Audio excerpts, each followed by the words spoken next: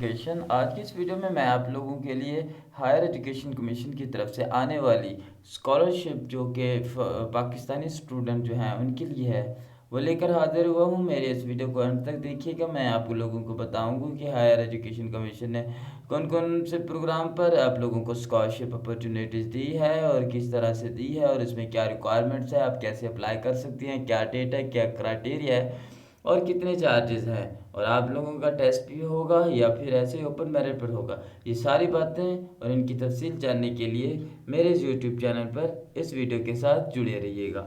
Higher education commission of Pakistan की website हमने open की है और वेबसाइट ओपन करने के बाद मैंने HEC की .gov.p के ऊपर क्लिक किया है।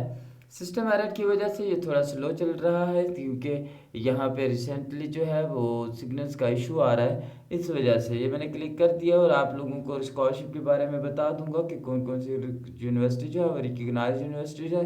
अगर आपको कोई मसला होता है तो ई सर्विसेज पोर्टल जो है वहाँ पर और ऊपर लिखा हुआ है कॉन्टैक्ट अस, तो यहाँ पर आप लोग जाकर उसके नंबर, फ़ोन, ईमेल एड्रेस पर अपनी शिकायत जो है ना वो दर्ज करवा सकते हैं। यहाँ पे लिखा है फॉरेन स्कॉलरशिप पेज, इस पर भी मैं आप लोगों को विजिट करवाऊंगा। सर्विसेज फॉर स्टूडेंट के लिए क्या सर्विसेज हैं वो भी हम देखेंगे।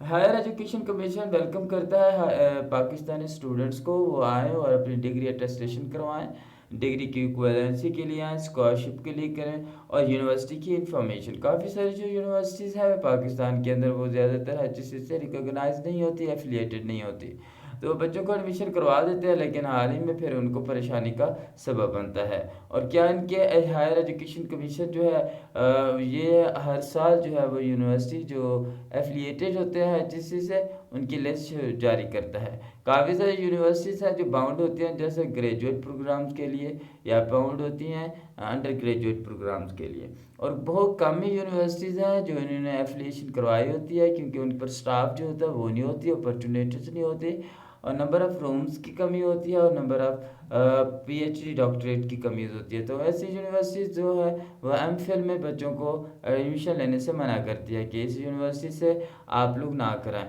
क्योंकि वो यूनिवर्सिटी जो है वो HEC से एफिलिएटेड नहीं होती। और काफ़ी सारी यूनिवर्सिटी हैं जिनमें PhD नहीं होता, तो आप लोगों ने इस बात का ख्याल रखना है। अगर आप लोगों को किसी भी यूनिवर्सिटी के बारे में जानना है तो HEC की वेबसाइट पर आएंगे और यहाँ से आप लोगों को उस यूनिवर्सिटी का नाम वगैरह सर्च करेंगे, पता चल जाएगा कि ये वाली यूनिवर्सिटी किन प्रोग्राम्स के लिए, ग्रेजुएट प्रोग्राम के लिए, अंडर ग्रेजुएट प्रोग्राम के लिए और MPhil के लिए, PhD के लिए एफिलिएटेड है, उन्होंने दर्ज किया होता है। वहाँ पे लिखा होता है कि इस यूनिवर्सिटी में जैसे आप लोग। हाँ, एक और बात आपको बताता चलूँ कि जो यूनिवर्सिटीज़ होती हैं वो सब प्रोग्राम में एफिलिएटेड नहीं होती। कुछ यूनिवर्सिटीज़ होते हैं जो आर्ट्स के रिलेटेड जो प्रोग्राम्स होते हैं उनके लिए HEC से एफिलिएटेड होती है। काफ़ी सारी यूनिवर्सिटीज़ हैं जैसे कि फिजिक्स, केमिस्ट्री, बायोलॉजी हो गया और इसी तरह से जो साइंस से रिलेटेड जो सब्जेक्ट है, फार्मेसी हो गया, तो वो बहुत कम यूनिवर्सिटीज़ ऐसा करवाती है क्योंकि उनके पास वो आला सब की जो है ना फैसिलिटीज़ नहीं होती, उनके पास वो लैब नहीं होती, उनके पास वैसी ऐसी मशीनें भी नहीं होती और इस वजह से जो HEC है ना वो उनको एफिलिएशन नहीं देती। तो इस बात का भी ख्याल रखिएगा। अगर आप किसी साइंस सब्जेक्ट में एडमिशन लेना चाहते हैं तो फिर आप लोगों ने इस बात को हमेशा हमेशा के लिए याद रखना है कि आप लोग यूनिवर्सिटी के बारे में पूरी जानकारी ले लें। जो भी सी भी यूनिवर्सिटी है उसके बारे में आप जानना चाहेंगे तो सबसे पहले आपने HEC की वेबसाइट पे जाना है और वहाँ से पता करना है कि ये जो यूनिवर्सिटीज़ है ये एफिलिएटेड है कि नहीं है, किन किन प्रोग्राम के लिए एफिलिएटेड है और वजह क्या है। उसकी रैंकिंग भी देखा करें कि पाकिस्तान में उसकी क्या रैंकिंग है। तो चलिए, ये जो HEC.gov.p के जो है वो बहुत देर लगा रही है अभी ओपन होने में क्योंकि यहाँ पे नेटवर्क का इशू आ रहा है और नेटवर्क का इशू पहले नहीं था, जब मैंने वीडियो स्टार्ट किया तब ये इशू आना शुरू हो गया है। ऐसा क्यों हो रहा है मुझे कुछ समझ नहीं आ रहा। वीडियो को अब तक ये जो पेज है ये अब तक खुल जाना चाहिए, ओपन हो जाना चाहिए, लेकिन अभी हो नहीं रहा। आपको एक और बात बताता हूँ कि आप लोगों ने करना क्या है कि आप लोग प्रोग्राम में एफिलिएशन पहले तो आप लोगों को चेक करनी चाहिए। अगर आप लोगों ने किसी भी प्रोग्राम में, चाहे वो आर्ट्स के है, चाहे वो साइंस के है, चाहे वो IT से रिलेटेड है, चाहे वो फार्मेसी से रिलेटेड है, चाहे वो जिस फील्ड से भी है, कंप्यूटर की फील्ड से रिलेटेड है, तो आप लोगों ने इस बात का ख्याल रखना है कि आप जिस भी प्रोग्राम में हिस्सा लेते हैं, जो भी प्रोग्राम में आप एडमिशन लेते हैं, उस प्रोग्राम के बारे में जानकारी आपको मुकम्मल होनी चाहिए। अगर आप फॉर एग्ज़ाम्पल अगर आप एडमिशन ले लेते हो उर्दू में अंदर, तो आप लोग डिग्री तो कर लेते हैं, लेकिन काफ़ी सारे जो लोग होते हैं डिग्री करने के बाद उन्हें पता नहीं होता कि हमने कौन से सब्जेक्ट पढ़े हैं और उर्दू में हमने किन-किन टॉपिक के बारे में पढ़ा है। ये सारी जानकारी आप लोग उस सब्जेक्ट में मास्टर्स होते हैं, तो आपको हर चीज़ आनी चाहिए। बाद में आपको ये करना चाह रहा हूँ क्योंकि आप शौक से पढ़ाई करें, जिस सब्जेक्ट में आप मास्टर करें तो आप लोगों को एटलीस्ट उस सब्जेक्ट के बारे में मुकम्मल जानकारी होनी चाहिए।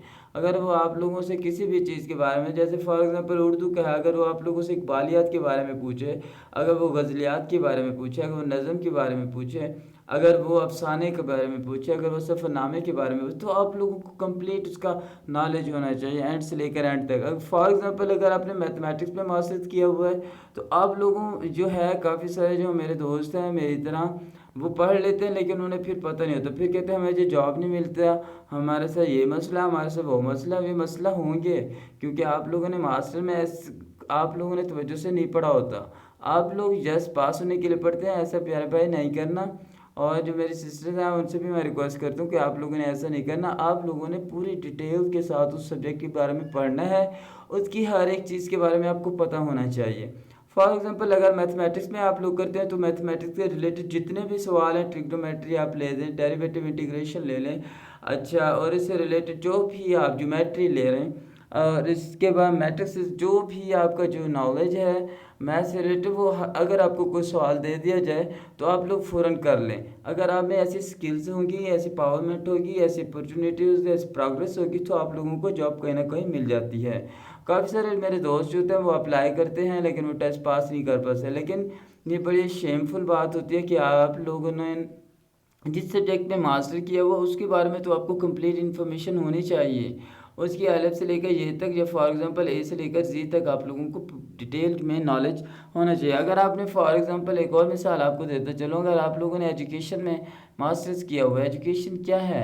तो एजुकेशन का पता होना चाहिए, आप लोगों को हिस्ट्री ऑफ एजुकेशन के बारे में पता होना चाहिए, आपको मेथड ऑफ टीचिंग के बारे में पता होना चाहिए, आप लोगों को करिकुलम के बारे में पता होना चाहिए, आप लोगों को एजुकेशनल साइकोलॉजी का पता होना चाहिए, आप लोगों को एजुकेशन फ़िलासफ़ीज़ का पता होना चाहिए।